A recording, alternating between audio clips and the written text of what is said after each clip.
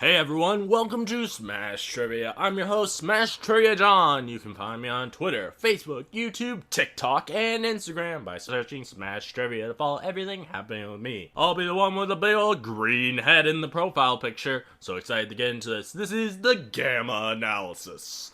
Basically, in this series, I'm going to review everything Hulk, all the movies, TV shows, and I also do random other geeky films. Occasionally, not so geeky ones too.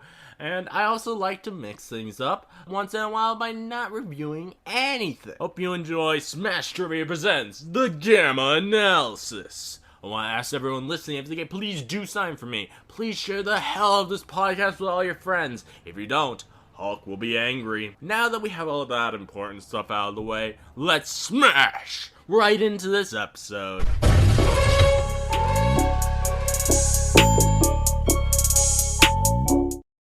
Hello, my Gamma friends. Today I'm joined by Keith to finally review the Another Path episode of the 70s Incredible Hulk show. How you doing, Keith? I'm doing great. I have wanted to talk about this and this episode specifically for so long. Yeah, we have been pushing this off so many times. It's not because of the content of the episode, but it would make sense if it were. Oh yeah.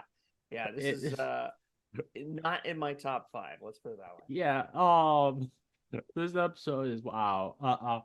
I do want to say in case anyone did not see, I at the end of December, I closed my Patreon on for now. It's just I don't have time to do that because I'm gonna be moving hopefully in a few weeks from now. I don't know exactly what's going on with that, but it's just gonna be a very stressful time, so I'm not gonna have time to do Patreon stuff for a while.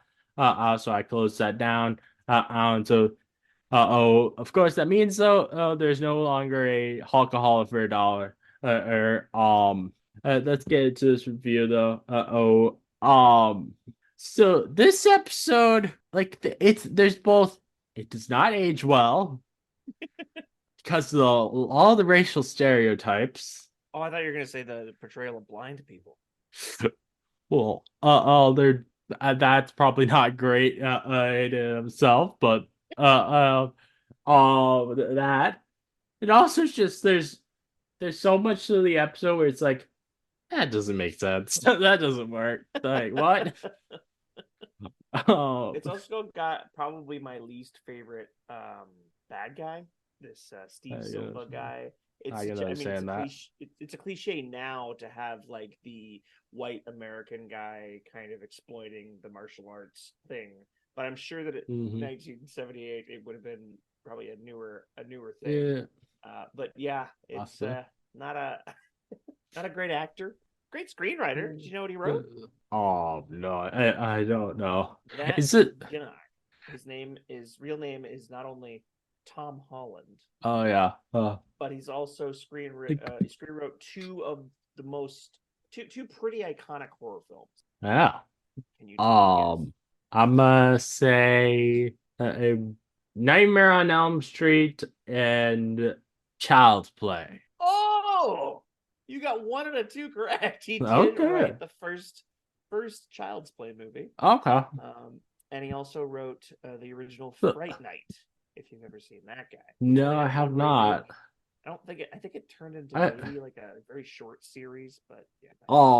While the strikes were happening, I actually spent the time to watch all of the Child's Play and Chucky series for the first time. I had so much fun with that. That's probably now one of my favorite horror series is because it's so much fun. People have a lot of fun with that one. There's a buddy of mine is I'm actually seeing that Iron Claw wrestling drama with on Sunday. He's been crazy about Chucky. He's tried to get me into it many times.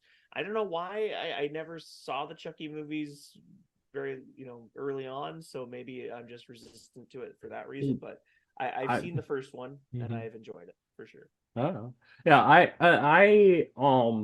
as I said, this was the first time I ever watched any of them. There's a lot of different horror franchises that because I didn't watch horror as a kid, and I'm just now checking out, and I was just thinking last October, I was like, I want to find something to watch for the first time. And I was like, I haven't seen this, so I might as well check it out, and I ended up absolutely loving it. And um, it's really weird. The franchise goes from being pretty good for a while to having Yeah. having entries where um it's not great. It's not great.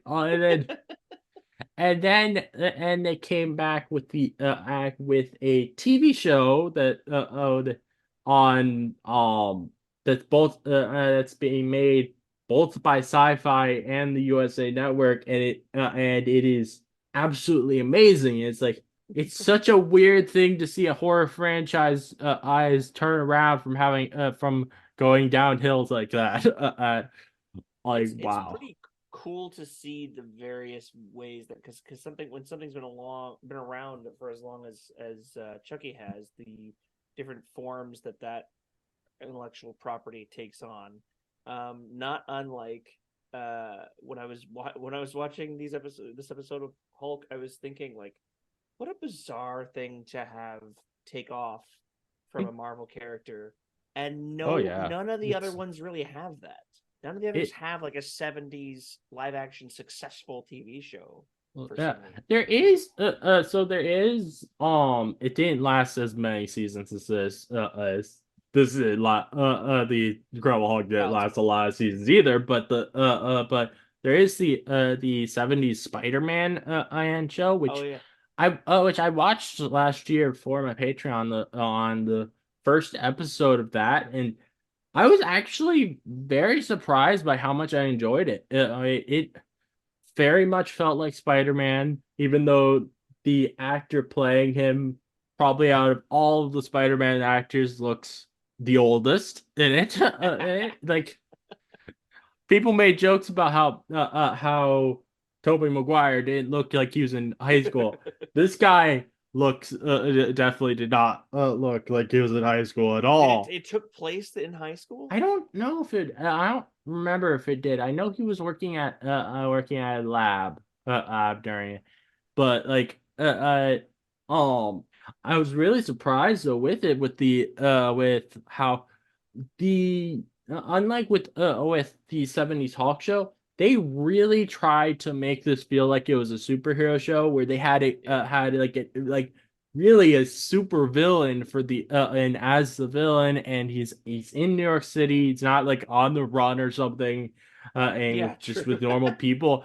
And the villain in it, his whole thing was that he created an ability to mind control people to do his bidding, and but whenever he was finished with them, Yeah. he sent them to their deaths. Like it wasn't like where to the outside world it looks like they killed themselves, Oh wow. and it's like that's surprisingly dark for a show that was on, I think it was CBS or S back then. It was like and I found that really interesting that they were Yeah. willing to do something so dark with it. That is bizarre. Yeah. That's I wouldn't have guessed that either. I do But like that they went with I the ambitious like super villains right off the bat. oh yeah, I was very pleasantly surprised by it, and I really enjoyed it. And at some point, I would love to be able to do a review of that at on here, just to be able to show you it, because I think you would have a Yeah, lot of fun with it. I'd be Oh man. down. But so this episode we have this episode of Incredible Hulk. We have that David and Bramer, which even just that I feel like was them being racist. Since they gave a What? stereotypically ethical like name and that probably could have been Asian to him for the martial arts episode. Like I didn't even know. I feel like Bramer has to have been specifically there for that. I don't I don't even think I know. even heard him say his last name in this episode. Yeah, I've been looking for that so ever since. he said that at it to the blind man when Ah, he first met him. yeah. Um, but and they This we is season 2, episode 5, right? Or 5 or 6 5 and something like 7. that. I think it is. Something Yes. like that. It's I'll have to watch it. But it's called Another Path. yeah, another path um it we see at the beginning of it this truck driver who refuses to give him if David a lift, and while that's kind of an asshole thing for the truck driver to do, it was definitely not something that David should have done, just jumping in the back of his truck. Yeah. Like Yeah, it would have justified it a bit more had we seen maybe more desperation from David first. Like, oh, uh, he's been waiting for days, he's been walking forever, like he's starving. And then the guy's, even just him arguing with the guy would have been nice to see him try to convince him a little more before just sneaking onto his freezer truck, and which, then which he didn't know was a freezer truck till he got on. And then, and yeah, he's like, and this truck driver's like, oh, you wanna try and force a ride with me? I'm gonna kidnap you. What? yeah, yeah. I'm gonna try and cool you off in the back, and then you'll pay. Yeah, that was We pretty have wild. and the the blind man. He is obviously the racial stereotype of the old wise eyes Asian man, which is wow. Of course Yeah, they would have something like that. The first thing in the episode where I think it really is dumb and doesn't make sense has to be when he puts the hot piece of coal in his hand and it doesn't burn him. When the blind man oh yeah, and yeah, does that, they're like, oh, I've mastered myself, so I don't feel pain. yeah. Okay, This but mind over matter mental, thing. Yeah, pain is mental. But there still should be a physical act of harm to the body. yeah, yeah. It's funny because it's like that's always been the trope of and kung fu movies were very popular in the 70s, and that was always the Hmm. trope of mind over matter. It's all in your head. Your reception of pain, you can at the very least you can stave off Hmm. expressing that pain. Maybe you're seething inside, maybe you're in terrible pain inside, but you never show it on the outside, and it's Yeah. somehow more intimidating to your enemies and stuff like that. I loved that this opening episode had one of the strangest fucking de-transformations from Hulk to Banner I've ever seen. They Uh, they shoot the camera at the sun for a second, and then it's like a close up on a very yeah, cakey makeup David it's Banner. like, why is it so high def? Everything else in the show is like, nope, we're not. But this particular one, we want to show you every pore on his face. And then they immediately go to a freeze frame of just shirtless Banner sitting on a boulder, and they just zoom out. And okay, there we go, we did it. It was like, wow, that's the strangest version I've ever seen. Uh, Yeah, that was unnecessary. It was a little off-putting.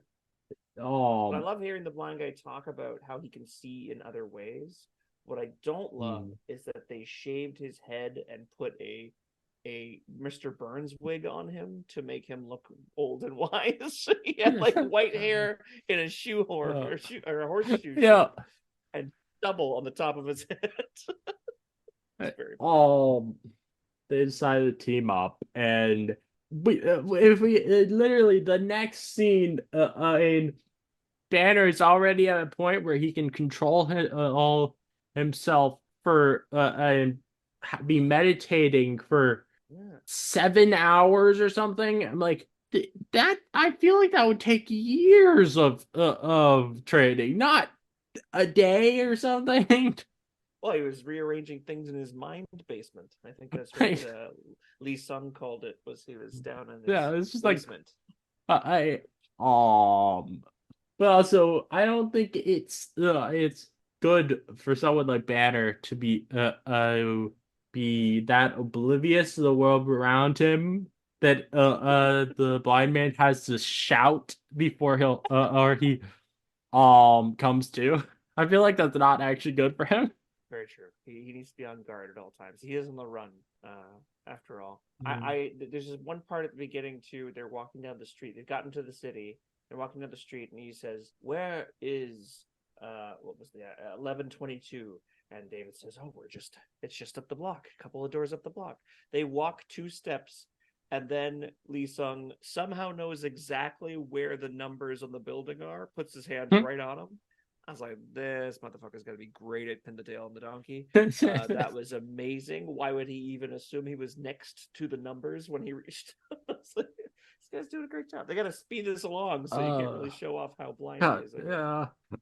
I really think a lot of problems that this episode had, at least for things making sense, and it just needed a more runtime for that for a lot of them because like everything happens so fast and like There's a lot of they lore in gloss it. over a Yeah, lot of yeah, stuff. yeah.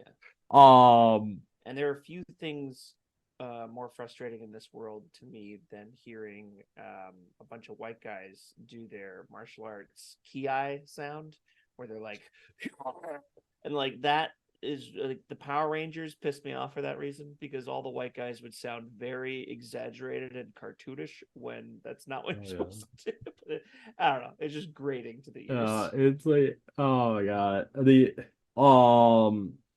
They get to the martial arts place and is now basically a cult. And um, this is a sign that I was able to feel a lot of similarities between this and the most martial arts cult. Or I believe it has been officially classified as a cult that my parents were in Oh 30 damn! years ago.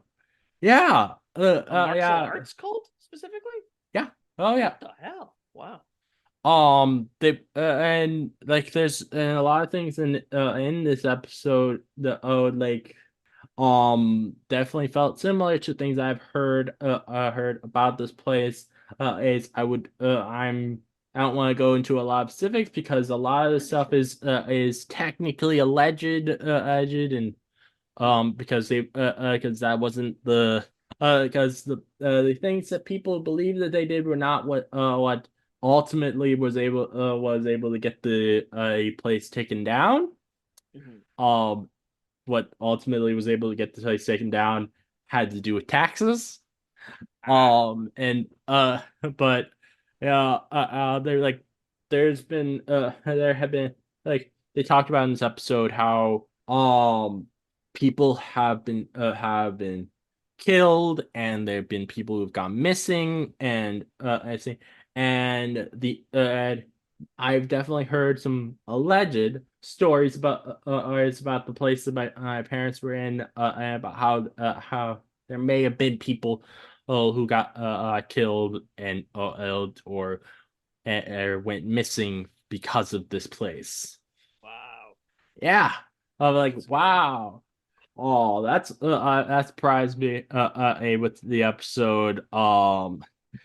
The speaking of like people getting people like being killed and missing, like that's one of the things where I'm like, this needed more time because they did not care to be like, we have to find these people at the end or anything. No, it's Yeah. just like we're just opening school back up again, and David is leaving. I'm like, do the people who got killed and or went missing not matter?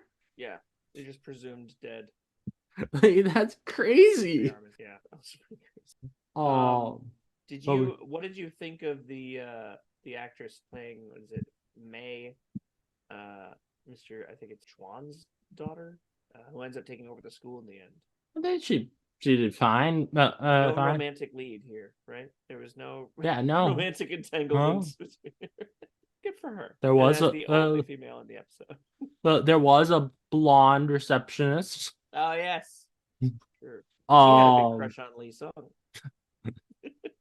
The yeah one thing I do appreciate with the episode is the fact that when they're at the house like, and David's like, you guys should call the police. They're like, David, just go do your chores. You don't understand, like, because the police aren't going to do anything in a situation like this.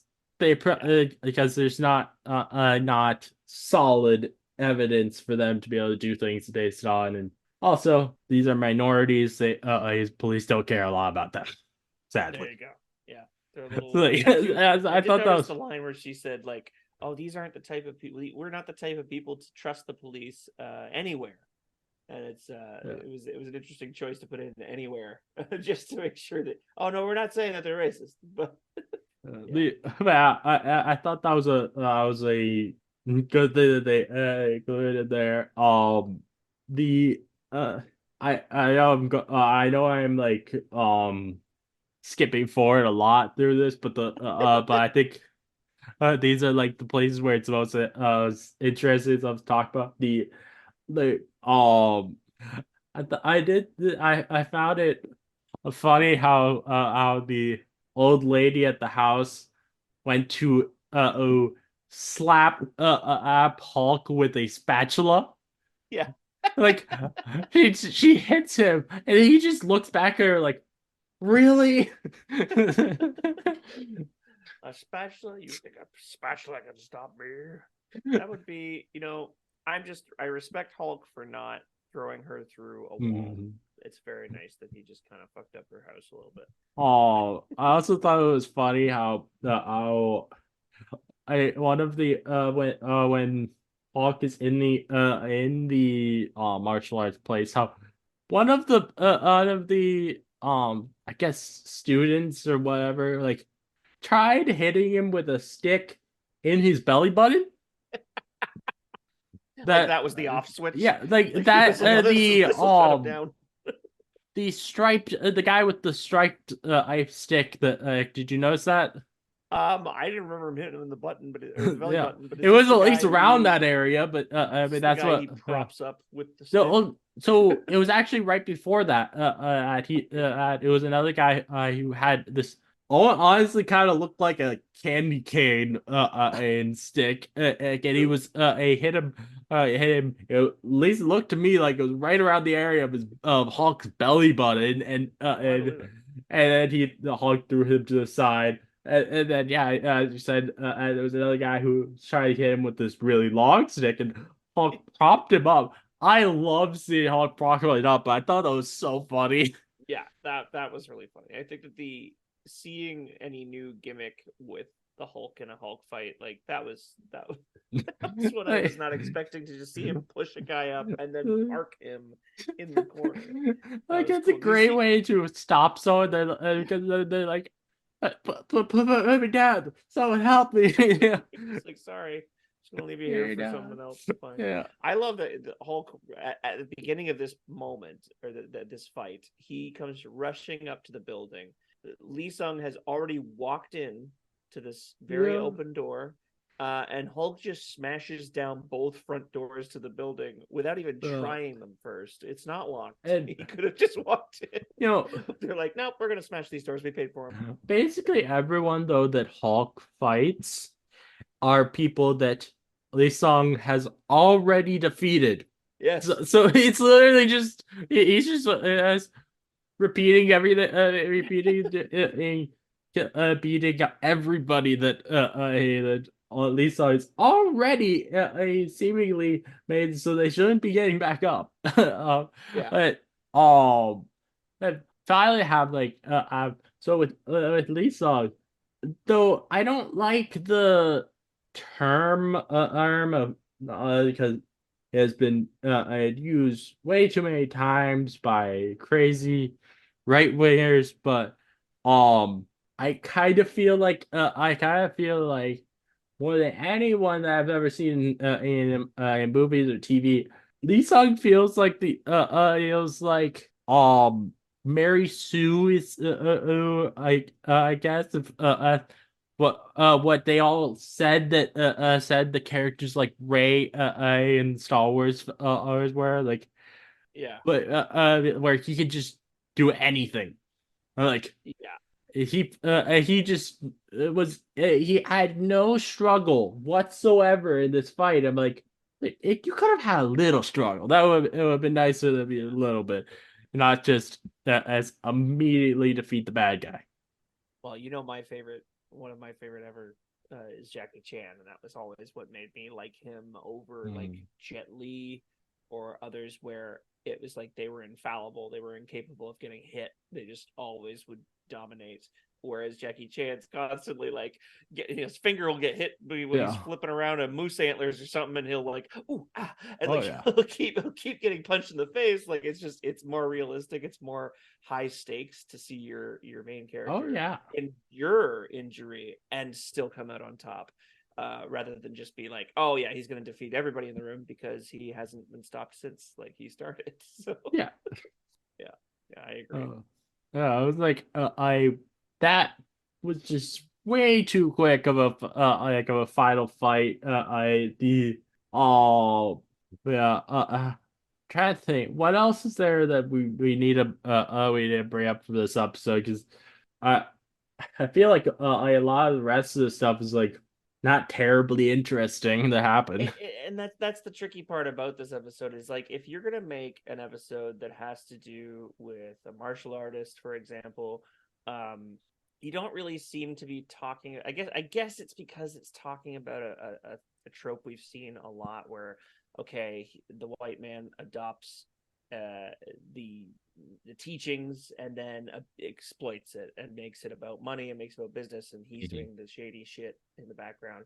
There didn't really feel like a lot of high tension with that. I guess they Yeah, didn't no. portray it very well. So I don't know. I wished honestly. I think the episode should have been called "Life, Death, and Dizzy Gillespie," and they just should have gone to some jazz clubs and got into a big fight in a jazz club. That would have been cool. It just there's so Yeah. many things they could have packed into this instead of just guy shows up, guy who used Hmm. to run or master beats or student beats master, and then because Steve Hmm. Silva did not feel like a threat the whole time. He knocked a Oh no. plaster head off of a dummy, and that's the most I've ever feared him. It's Yeah, just yeah. I'm like, okay. it was just like I think he was just so over the top that you couldn't take him seriously. Like, Yeah. the first scene that we see him in, he bends a nail with his fingers. It's like, really, really, dude. Hey, you get a cheap enough nail, you can bend anything.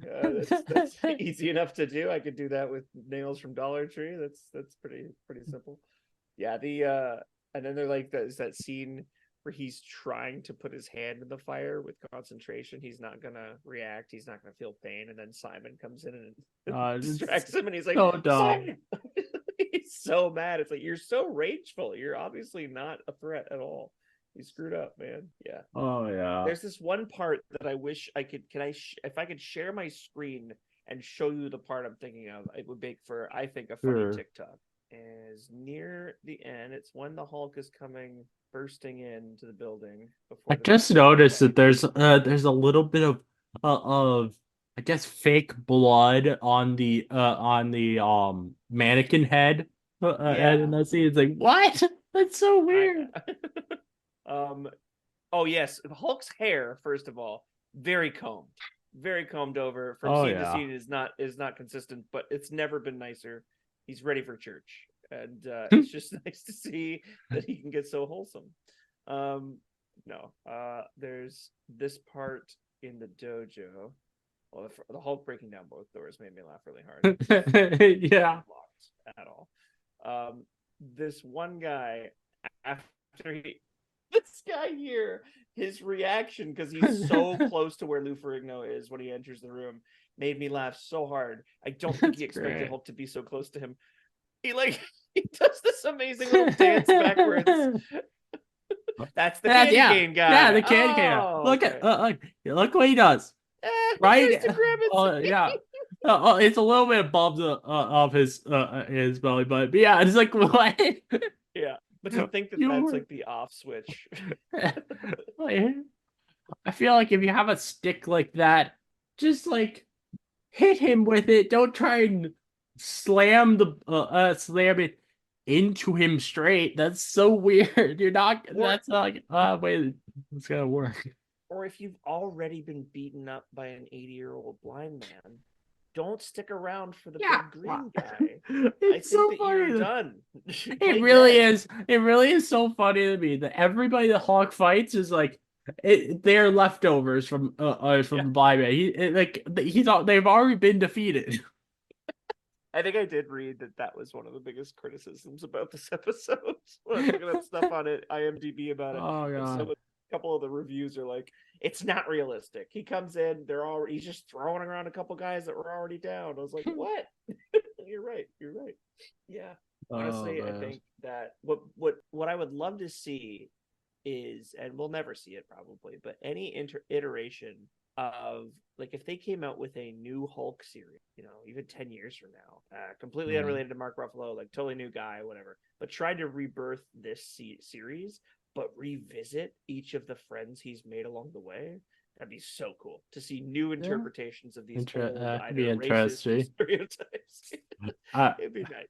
I think it would be good if they tried to incorporate some like actual supervillains into it, and not so it's not just him being around regular people. Yeah, constantly, but it's just thug of the week or crime boss of the week, and it's always it's either a mafia person or a bully, and that's it. Like those the two bad guys. Yeah, or the tortured souls that he meets are a danger to themselves, and they just need to be put in their place. I noticed when we first had the Hawk out of the episode, it was him pulling his arms back. I was like, what? It's a new way to flex, man. Lou had been really working on whatever muscle gets flexed when you pull your arms really back. Funny. Oh my god, yeah. I did not notice this, but according to the goofs on IMDb, apparently when Hulk rescues the old man from the truck, carries him to the woods, large portions of the green makeup are rubbed off of Hulk's right shoulder and wrist, and the makeup is then visible on the old man's shirt. I did not notice that either, but I thought that's interesting. All I noticed in that moment when he's carrying him out of the truck is that he doesn't put his legs down. So Lee Sung crouches at the edge of the truck. Lou Ferrigno puts the guy's arm over his shoulder and kind of like hugs him to his body. But then Lee Sung stays crouched in midair the whole carry, and it's very funny looking. He just looks like this little frog. Thank you so much. But yeah, I don't see any green. There is. Apparently, I don't know. Probably the last scene or something. It's really funny though. Of course, green's gonna come. You mentioned how Tom Holland, who acted in this episode, would later be well known as a horror film director and would direct a child play. This is I feel like I actually told you about when I first watched Child's Play back in October. But Jack Colvin, who plays Jack McGee in this show, is in Child's Play as Dr. Ardmore. Right. Yeah. Yes, so which that's funny. Which it's interesting compare or connection, even though Jack McGee wasn't in this episode, so I don't know if Tom Holland would have actually met him from this episode. But True. Yeah, Jack McGee's missing from a few episodes, and I understand why. But well, back in the '70s, yeah. there was only like 10 people working in Hollywood, so it does make sense that they'd become friends. Go on to make the first Child's Play. Nice. I feel like after this episode, it's particularly gonna probably feel weird how with I know we've mentioned multiple times how how like he'll be getting a little bit closer to finding a cure, and then he just forgets it. It's at the next episode. He doesn't continue it like whatever that medicinal thing was that he drank in the horse racing episode. He doesn't continue that. I feel like particularly with this one, if he got so far in training that he was able to be not there for like 7 hours, I feel like it's gonna feel very weird in the future that he's not continuing that and trying to use that. Oh yeah, the search for a cure is such a small part on the pie chart of an episode. It's really funny. Like it's really only like a 2-minute thing. It explains why he's chosen to be where he is, and that's about it. And I like that part of the formula, but it's definitely not the point of the show anymore. Yeah, I'm just like I just feel like that was such a big step forward that it's like it would be dumb as hell for you to not keep going with that. Yeah, and if not that, then because there was a time where we were wondering if maybe he's going to switch over to controlling the Hulk, not curing it, because of how much it's helped him, and to kind of cage it in his mind and whatever. And that to me is that never got addressed again either. That was taking the pivot of, okay, I'm not trying to get rid of him, I just want to control him better. And it's like, okay, I guess each little thing he learns is going to be a nugget in the right direction, but not really solving anything. Yeah, hard to say. Oh yeah, it's like yeah.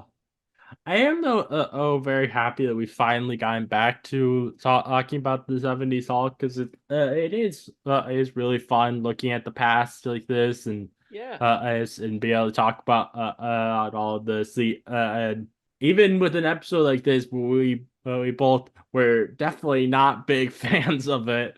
I think it's fun to be able to point out how much it's not aged well, and like to just get into a time capsule. That's yeah. Well, that's these exactly aren't great how I felt things.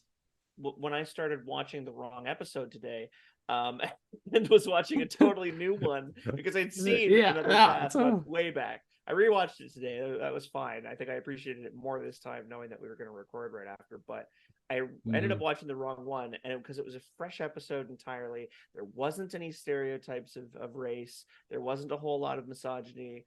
There wasn't like I don't even know what the third thing that bothers me about the show sometimes, like dated like societal things, like we're talking about like the one kid who was supposed to have a mental disability, and it's just those kind of things. There wasn't anything like that in the episode I watched earlier today, and I got so into the episode. I was so happy we were doing this again, or starting to do it again, because it is a blast to go back and learn era. And in this era of Marvel, this very different era of Marvel. And things aren't so heated when talking about stuff from this era, and that's so nice, because it's and not everything feels like it has to be a big deal, stuff like this, and we versus nowadays with stuff like the MCU. There's so many people who complain if things aren't a big deal where they're connecting to this larger story, and it's like, it doesn't need to. Exactly.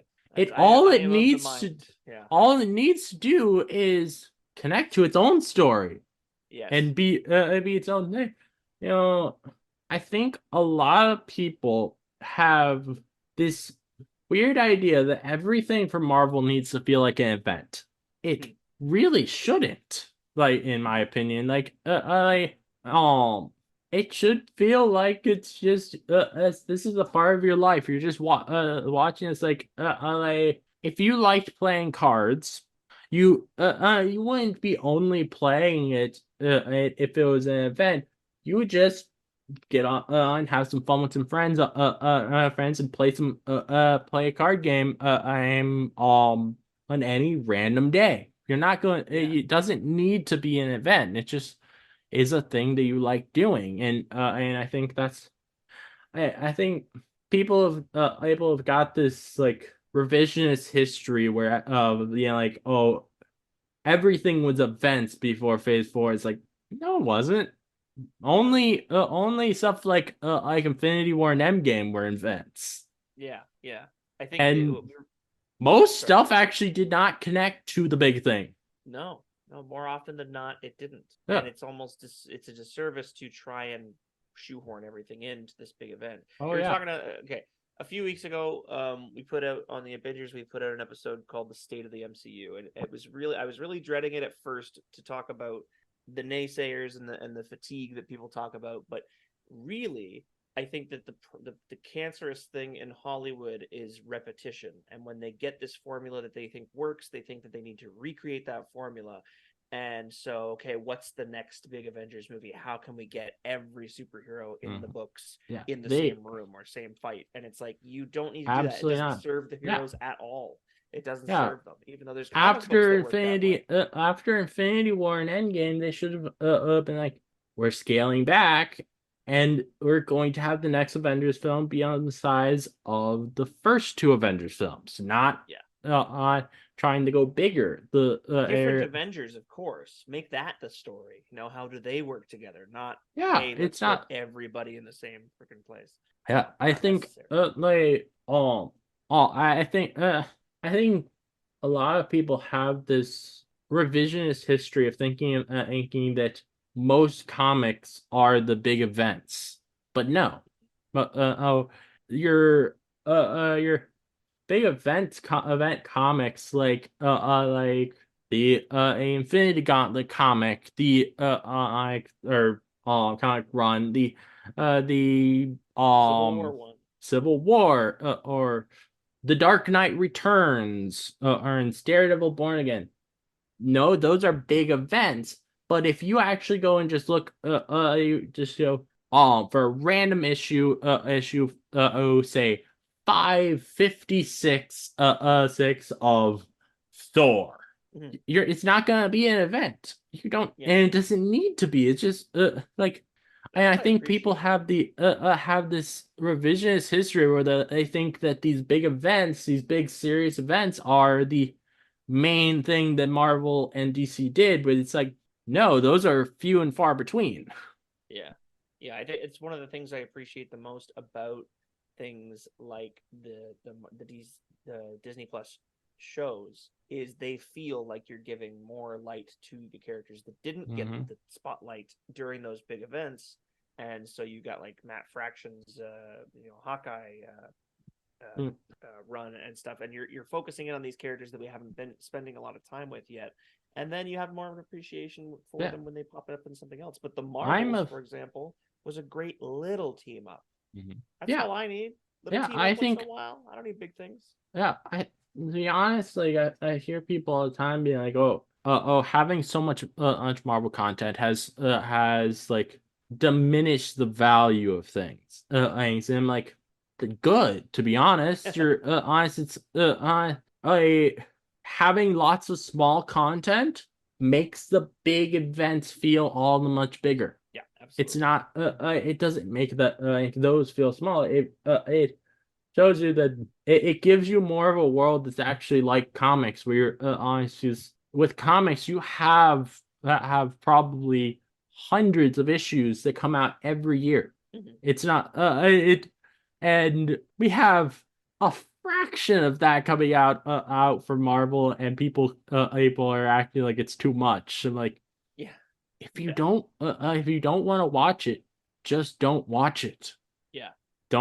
You don't need to spend a whole and make it your entire personality to be complaining about it constantly. It's like, why? do you find that fun to constantly be negative? Like, why? I was saying the by having everything connected, like forced into being connected, it feels more like you're collecting collectibles as opposed to just enjoying Mm-hmm.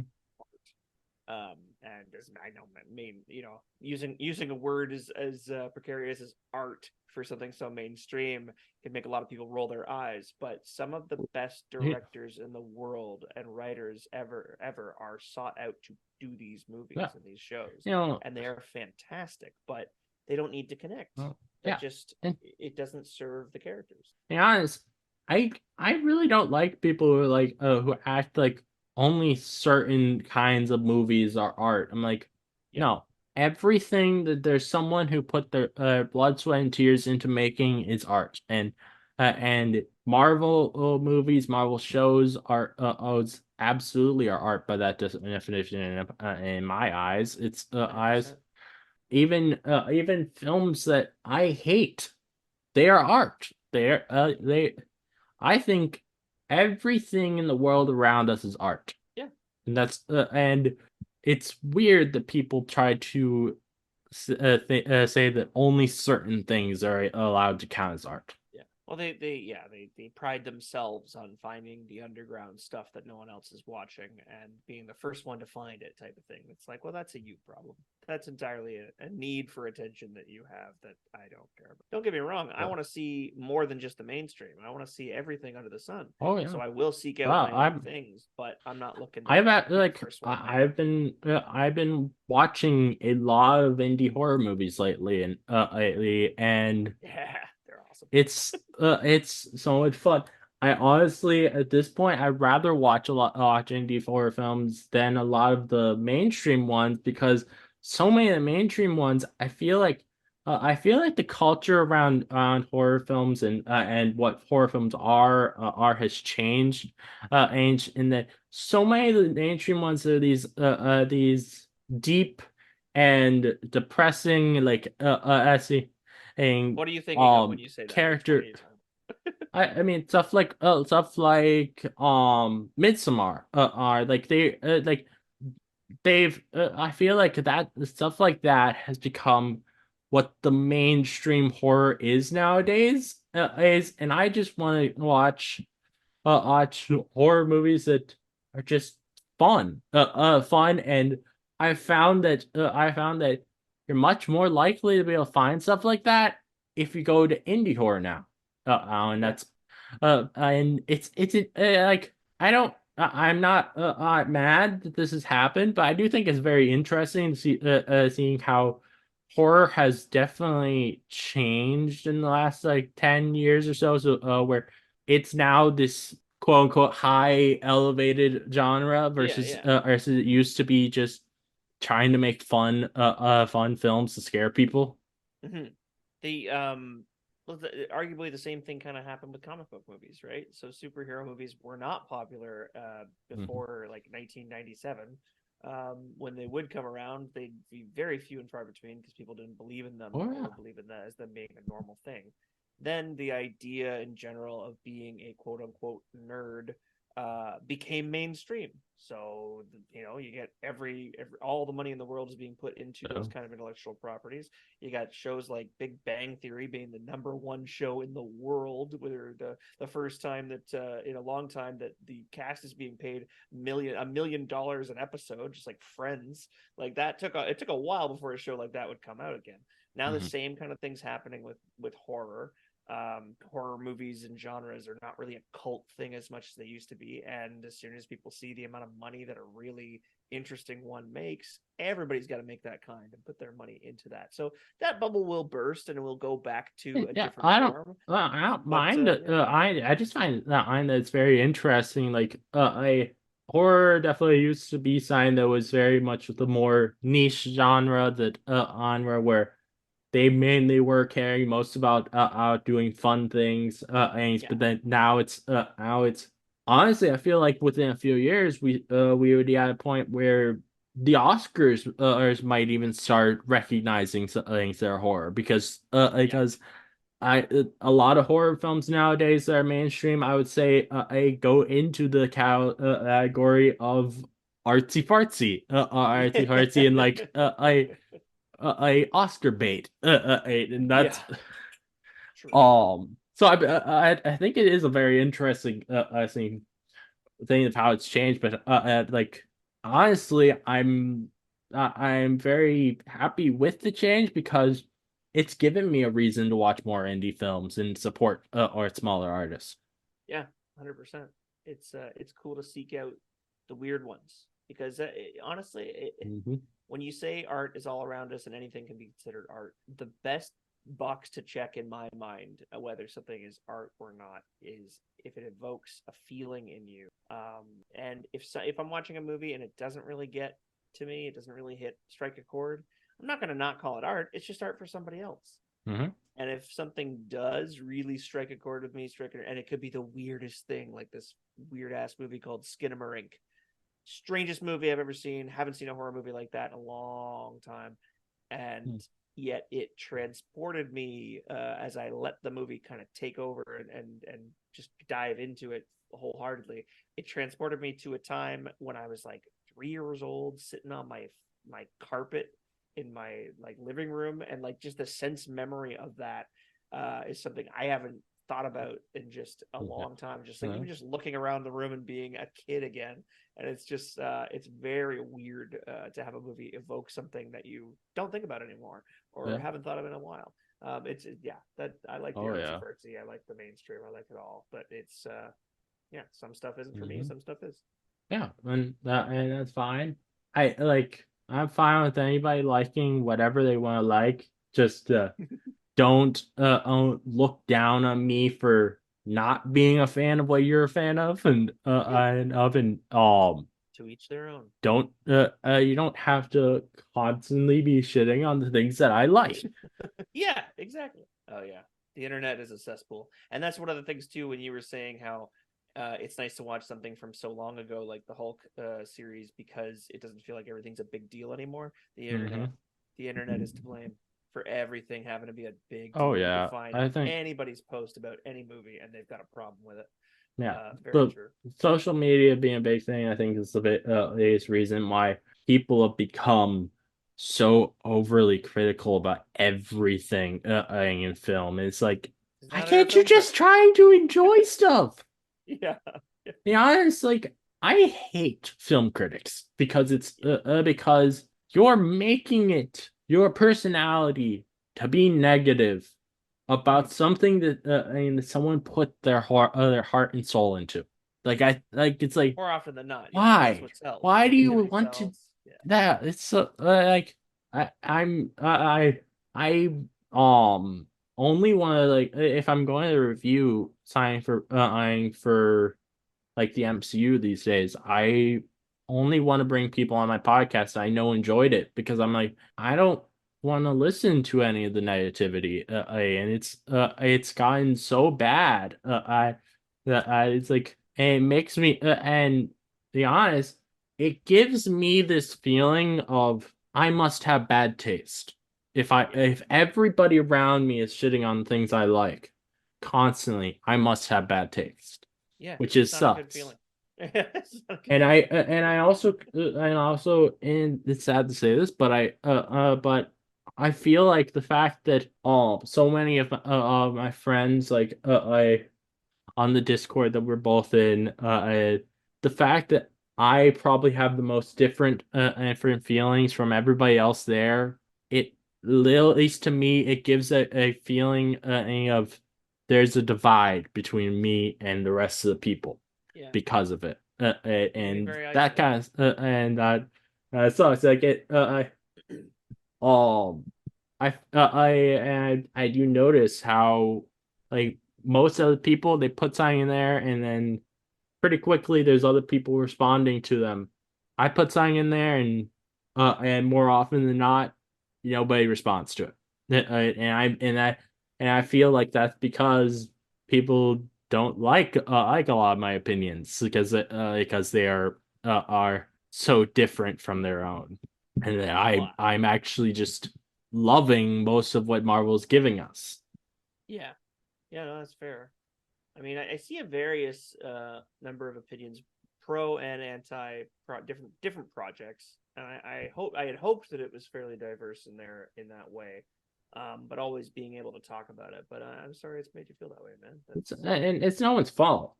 I just Yeah, think but I just do feel that, and it's probably all in my head, but it's a hard thing. I feel like you're the only one with a certain opinion, yeah, and like everybody else is just 50 feet away from you.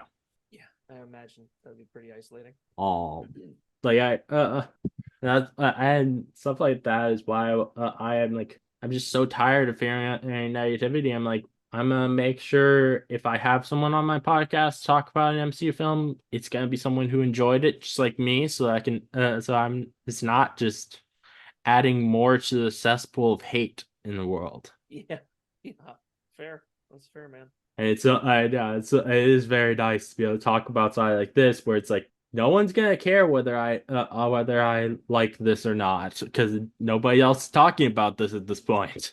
Yeah, yeah, fair. Yeah, I like that that it is something that people don't cover very often, and we get to talk about it. It's a nice time machine to be transported back to the So, 70s. Not that things were better then. yeah, there's there's A lot of definitely things a weren't. lot of bad things about it. Yeah, I have to tell my mom all the time. Things were not just simply better when you were a kid. It's just because it was better for you does not mean the world was better. Yeah, very true. Right? Hard thing to grasp for some people. Oh yeah. Um, I don't think there's as much else to talk about in this episode. So, I'm gonna start winding this episode down. Unless there's something else you wanted to talk about, Keith.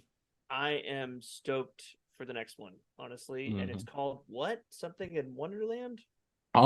Alice in Okay. let me see, in Disco Land. Discoland. Oh God, we're gonna get some disco pop culture. I am very excited for It this.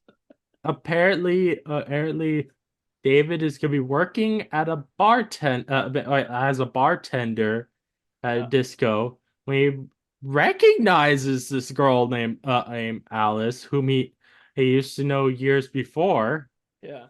and he finds out she has a serious drinking problem, Hey, my but kind of episode. doesn't tell her his true identity. That's gonna be interesting. The episode that you accidentally watched, I'm Yes. very interested in what this is. What this is gonna be. He's working as a ankle wrapper. What? I've never heard of that job. It's yeah, it's like a nickname for an assistant trainer, Well, or assistant coach sometimes. But he's working for a football team.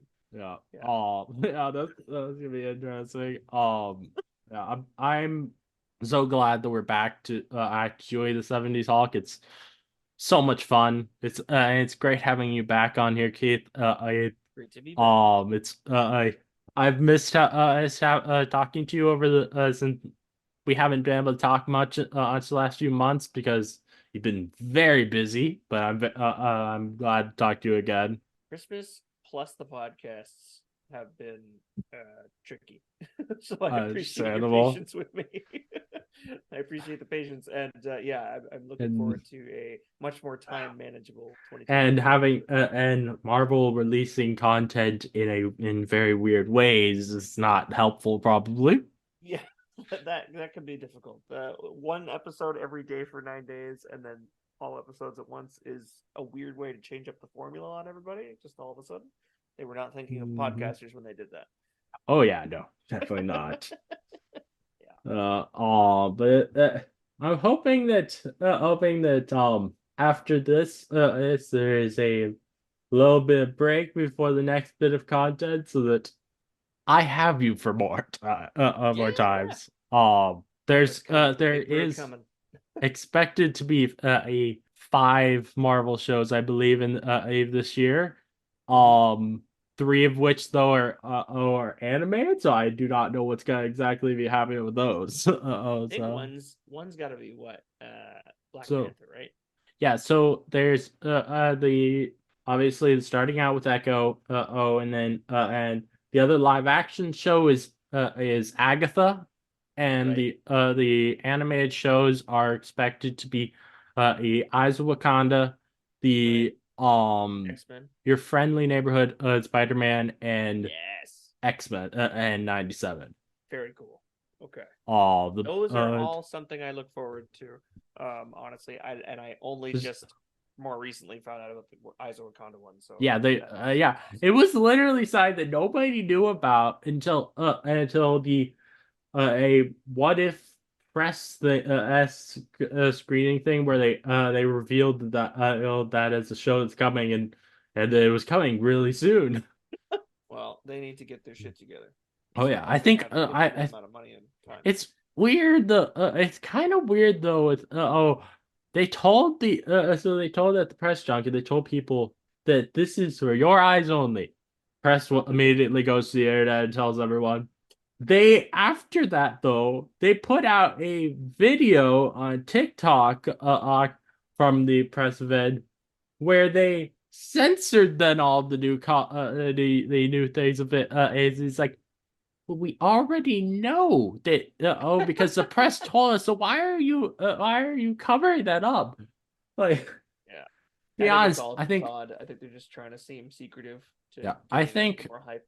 I think honestly, what Marvel needs to do right now is they need to try and create another thing like they did with that Disney Investors Day a couple years ago, where they grab a bunch of announcements and put them all out in the world in like a massive live stream or something, and I to get more people hyped up about what's going on with Marvel, because I think a lot of people don't know what the Marvel shows are that are going to be releasing this year because Yeah, of them trying to seemingly keep a secret. I think that also would make for a good way to both address some of the things that have been going on, but also make it so it's not just as depressing by giving people something to look forward to as well. Like they can be they can um take a moment in it to be like we understand there's a and that there's people are excited for Avengers 5, but sadly it has to be delayed because of the fact that they had to let Jonathan Majors go. yeah. And last year in November, Daniel Destin Cretton had exited the project, so there's no director on it. Right. So between those two things, they definitely gonna have to delay it. I think that would make for a good way to address those things and let people know it's being delayed. But then and after that they'll be like, but don't worry, we have all of these things to look forward to. I think it would be a great thing to do, and they could have it have that they end it off with the biggest announcement being the cast of Fantastic Four. Yeah. I think that would make for great way to announce it, because I hope that they do some kind of special announcement for it and not just we see on deadline that the everybody's cast. Yeah. Yeah. That would I think they need to work on their hype train a little bit better. After all the hiccups and delays and reshoots that we've heard about, they need to work on the Mhm. positives. Give us the positives. Let's hear about them. Yeah, look, I think great way to deal with anyway, like you have like what I've just mentioned. They can be like, I know people are sad about the Captain America Brave New World being delayed, but then and they could in the same thing be like, but to hold you over, we can confirm that Harrison Ford as Thunderbolt Ross will become Red Hulk or something, and I think something like that that'll hype people Yeah. up and help with the help ease the feelings of like of sadness of things because things being delayed, and Mhm. they also could use that as a way to at least announce one new movie a for Phase 6, since that Yeah, Phase 6 calendar is still very thin. yeah, Thin. yeah. A lot of They put people the have been whole saying that Marvel is working on a World War Hulk film, so I think that would be a good place to announce it. And to be honest, I think I think that will be a very good thing for the MCU, because that's at least all the scoopers have been saying. It's that it's being described as like Civil War being in a Avengers film, but it doesn't have the title Avengers. And that's gonna be a good way to introduce us to this team of Avengers before they go into the big a yeah, the multiversal big fight. problems. I Yeah. think that'll be What about uh, uh, I for one think it would be very smart of them to also use something like this to deal with the deal let people know that they've heard the calls for the character of Sabra to be removed from Captain America Brave New World because of as of being an Israeli, and that not be exactly a good thing in the aim with the world. What's going on with the world right now? mm-hmm. That would be a good thing to avoid talking about and addressing in I a think Marvel. I think it would be a best for them to be like, let's put it out in the open and be like, we've heard your cries, we are removing the character, and then go on to another thing, because there are a lot of people who are boycotting Marvel until then, and it's not gonna be good for them if the audience isn't going to see it. Well, how much would it have had to do with the plot, with the script? I wonder. I don't think it would have been a very big character or in the film, but yeah. Mm. From what I've heard, he's mainly just being a CIA agent in the film. Oh, then It's not so they can fine. easily just remove her. Or I think that'd be smart. I and that but yeah, I think doing all of those things as a big announcement would really bring a lot of people into being excited for Marvel again. Yeah, I agree. You're right. It would be great. There's nothing else. We pushed this off long enough. So thank you everyone for listening. If you like this game analysis, please give a 5-star review on Apple Podcasts or a 5-star rating on Spotify. I'd love to hear your thoughts of the episodes. Please let me know. Thank you again, Keith, for coming on. I really appreciate it, man. No problem, man. This is a lot of fun, and I'm glad we're talking about 70s Hulk again Oh yeah. because No. I know it's only going to get funnier. Many more game analysis probably coming, so keep on the lookout. This is again your host, Smash John, signing off.